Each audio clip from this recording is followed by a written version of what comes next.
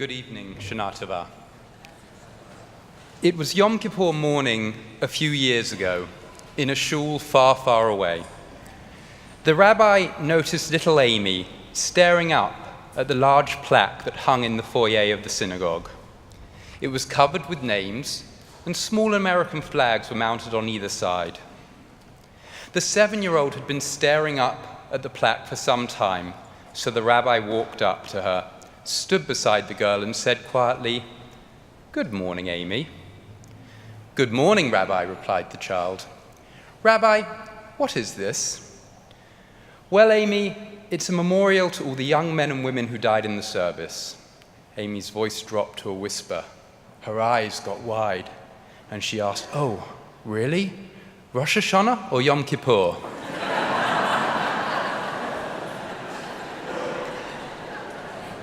As I approached this daunting task of our first Kol Nidre conversation together, I was very cognizant that, given the fast, we synagogue presidents aren't always fair to you about the subjects we cover.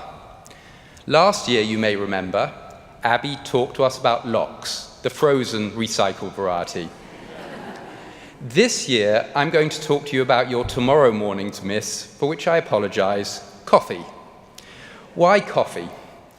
Well, I was recently rereading Howard Schultz's book on how he built Starbucks from the ground up. Schultz describes how his goal was for Starbucks to be the third place, neither work nor home, but a place where one could feel welcomed, engaged, comforted.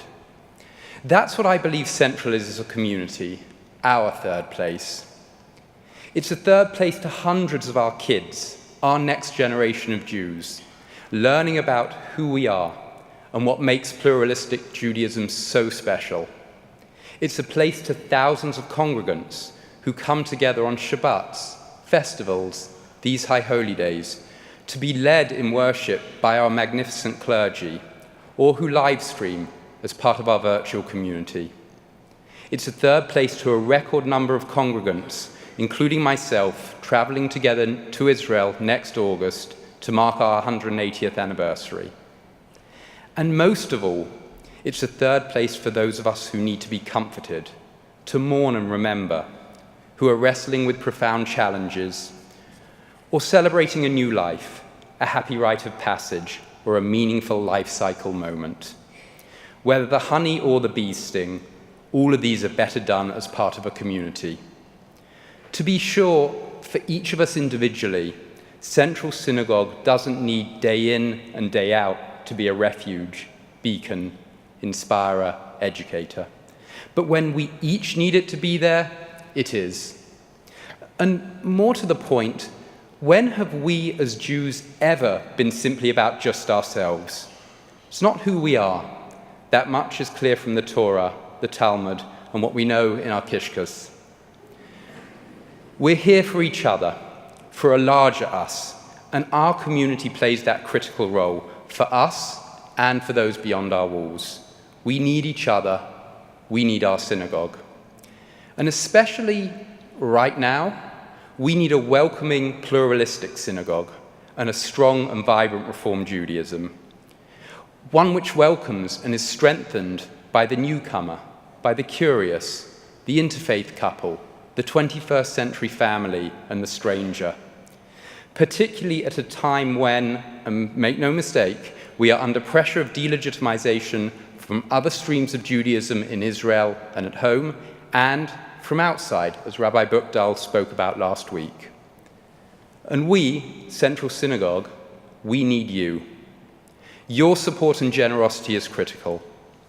It's what allows our team to lead worship, give pastoral care to those in need, educate our children and adults, open our arms and doors to those interested in exploring Judaism, do good in our city, in our world, and countless other ways, large and small, where we make Reform Judaism count in people's lives.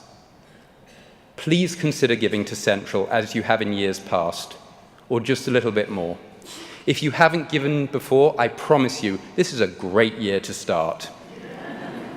Every single gift enables us to do more, better, deeper. And for those of our community watching today virtually, please know you too can give through our website. The fact that we as a community deliver excellence isn't set in stone. It's a function of our leadership's commitment to maintain and extend such a standard. And as we conclude, perhaps it's worth reflecting that it wasn't always that way for us. At the start of this historic year, our 180th as a congregation, I want finally to take you back in history to an important day in Central's life, April 19th, 1872. On that day, our congregation gathered in a brand new sanctuary building here at Lexham 55th to consecrate it. The grand and the good were invited, 3,000 members and honored guests, the media too, Jewish and secular. And the reports of that day in the newspapers were, well, honest. We might have expected them to comment on the magnificence of the surroundings, the spirit of the congregation, the wisdom of the clergy. No. What did they focus on? We are told the media reported on the length of the proceedings, which, as they said, taxed the patience of the audience. I promise that we've learned. As we've done so, we've raised the bar higher and higher, and we won't stop. But at the end of the day, we emphatically need your help to do so, to be the third place for all our members, and to move forward. Gemar Chatima Tova. May you and yours be inscribed for a good year, and thank you.